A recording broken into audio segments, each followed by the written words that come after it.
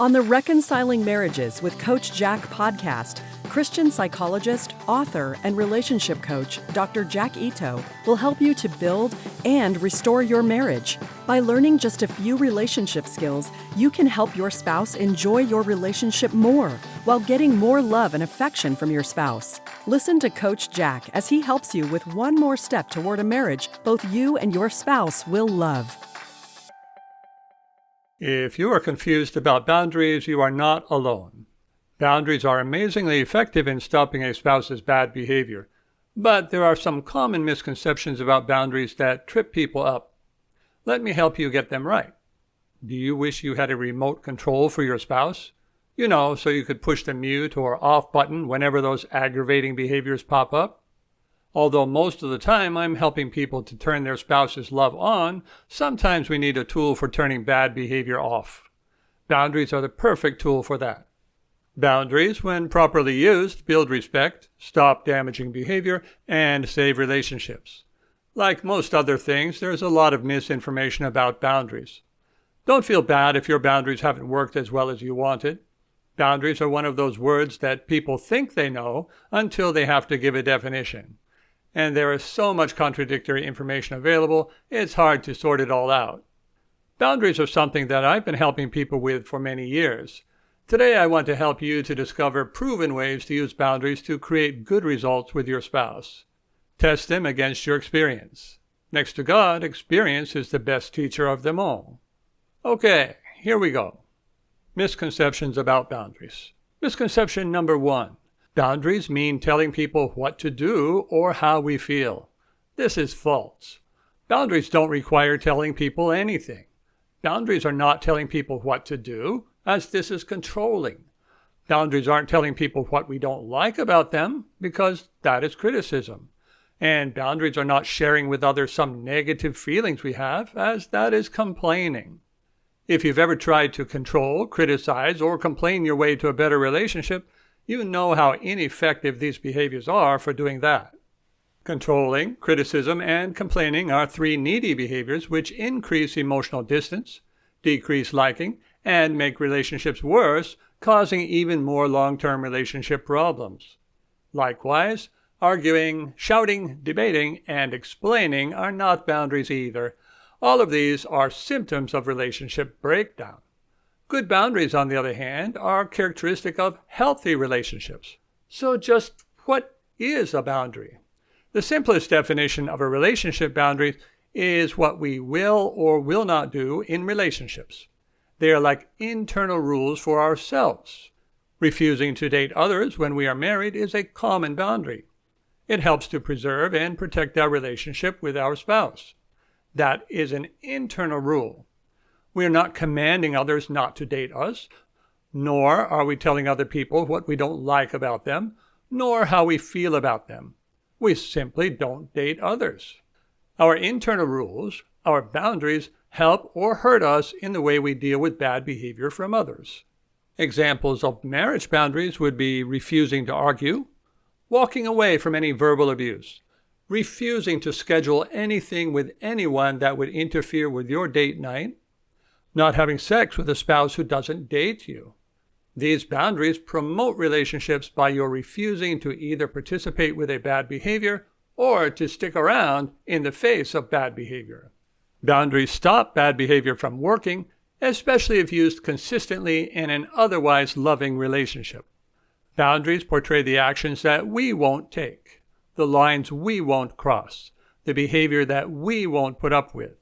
Our boundaries are about us.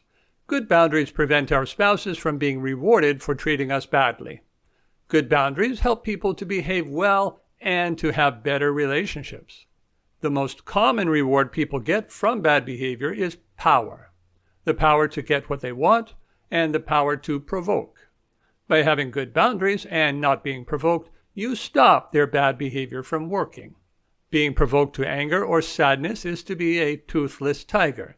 Having good boundaries is to be a tiger with a full set of teeth. If you are being provoked to anger or sadness by your spouse, start thinking about how a boundary could be a much better way to go. If you are thinking that your spouse would violate your boundary, then you need to learn misconception number 2. It is possible for people to violate our boundaries. This is also false. Because boundaries are actions that we take and not rules we give others, they are completely under our control. The only one who can violate your boundary is you. Your spouse is free to argue, but you don't have to participate. Your spouse is free to be verbally abusive, but you don't have to stand there and take it or participate. Your spouse is free to cheat on you, but you don't have to stay married if that happens. And your boundaries help your spouse decide not to do those bad things. Good boundaries protect relationships. When your relationship is good, what you do or don't do will influence what your spouse decides to do in a way that is good for your relationship. Good boundaries partner with loving behavior to create a protected and strong marriage.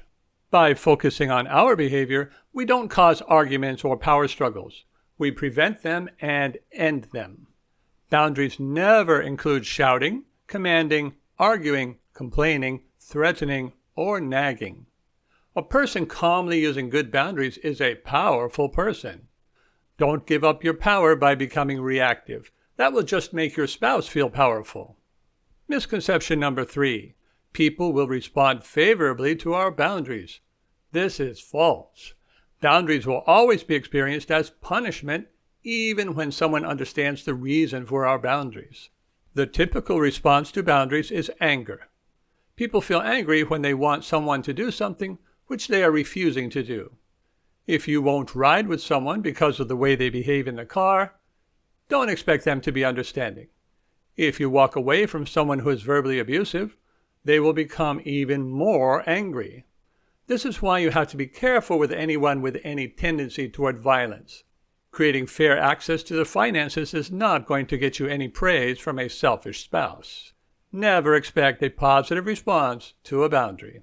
People who have a high need to please typically use too few boundaries and allow bad behavior to become habits and create long-term damage to their relationships. While people will be initially angry with our boundaries, if they are good boundaries, the relationship will improve because the bad behavior will stop. Good boundaries create temporary anger and distancing. A lack of boundaries creates permanent distancing. Misconception number 4. Boundaries are a lot of work. This too is false. Boundaries usually result in change within 2 weeks. Compare that to years of complaining, arguing, or just feeling downright angry about your spouse's behavior. If a boundary is used the very first time a damaging behavior occurs, it often can be stopped immediately. For well-established behaviors, 2 weeks are usually enough to get to significant improvement. 2 weeks of boundaries can do what 2 years of arguing cannot. Here's a guideline that will help you to predict how long boundaries are needed for your situation. The more frequently a behavior occurs, the more quickly boundaries will end it. So, if it happens every day and you use your boundary every day, your spouse will quickly learn that his or her bad behavior no longer works. If it is an infrequent behavior, it will take longer for your spouse to learn that. Misconception number 5. Boundaries damage relationships. This is false. A lack of boundaries is very damaging to relationships. When you allow people to mistreat you in any way, they lose respect for you. They also feel more powerful than you and care less and less about you. Parents who allow their children to do anything end up with kids who hate them. The same goes for other relationships. A lack of boundaries turns children into monsters, spouses into enemies, self-esteem into self-loathing, and acquaintances into annoyances. Relationships don't end because of good boundaries. Relationships end for failure to have good boundaries. God's boundaries are for the sake of our relationship with Him. It is part of how He loves us.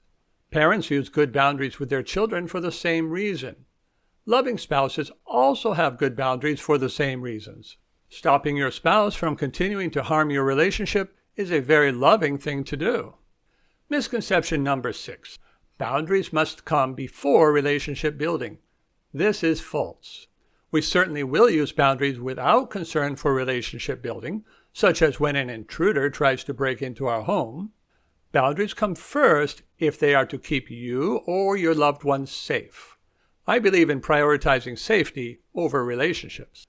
A long time ago, when I was a family therapist, sometimes parents would come to me because they ran out of ways of disciplining their children who were continuing to do bad behaviors. They were trying to improve their relationships through punishment. My first question for them was, does your child like you? That is very similar to what I ask clients now. Does your spouse like you? You see, if your spouse likes you, your good boundaries are going to be a whole lot more motivating for your spouse. Oh, you can use a severe boundary to get anyone to stop doing something, whether they like you or not. But if they don't like you, they will just find another way to do damage. Boundaries come toward the end of relationship building, while attracting and connecting come first. Done in this order, your spouse will care about your boundaries, because your spouse will first care about you and maintaining your relationship. Misconception number 7. Boundaries don't work. This is false. Done well and as part of a comprehensive plan of marriage improvement, boundaries do wonders. When boundaries don't work, the most common reasons are there's too much damage for the spouse to care, boundaries are used inconsistently, too many boundaries are used at once, the boundary is not actually a boundary, but rather a rule or agreement. Or people apply a boundary for a bad behavior which they also do. Let me remind you at this point that this is not a podcast for how to have good boundaries, but rather on misconceptions about them. I just offer these reasons to show that our misconceptions can occur because we improperly used a tool and not because the tool was bad. I never blamed my bad woodworking projects on my hammer or saw, nor did I give them the credit for my improvement over the years. Learn to use your tools well and they will serve you well, including boundaries. If my wife is doing something that I really don't like, my first go-to is not boundaries. It shouldn't be yours either. You need to know how to get the best behavior from your spouse in amiable ways. However, if the problem is big and those amiable ways don't work, then you better have some backup tool. Without that, you may just quit your job as spouse and pull away emotionally or move away physically. Let's take a look at why boundaries work when words fail. Imagine, if it isn't already true, that your spouse often is sarcastic and makes derogatory comments about you. It makes you upset and you want your spouse to stop.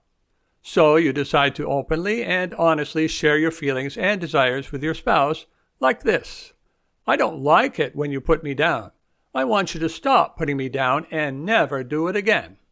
This message is assertive, clear, direct, open, and honest. Unfortunately, it is not likely to result in any change, whether temporary or permanent.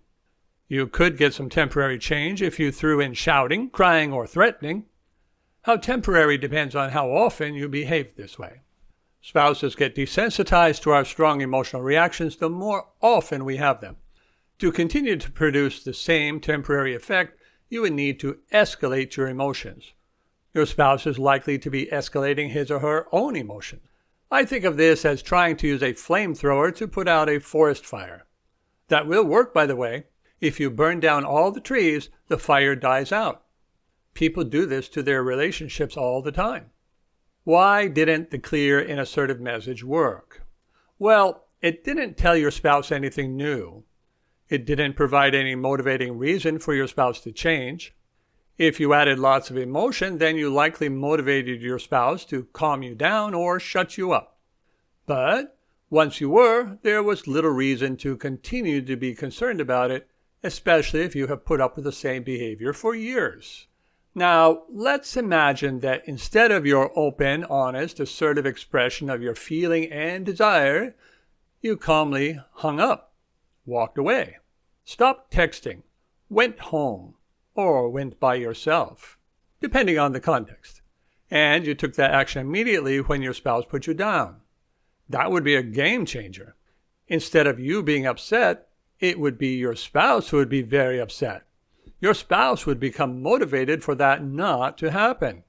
He or she would try to use words to get you to change your behavior. If you couldn't be talked out of such behavior, your spouse would be motivated to stop triggering your boundary.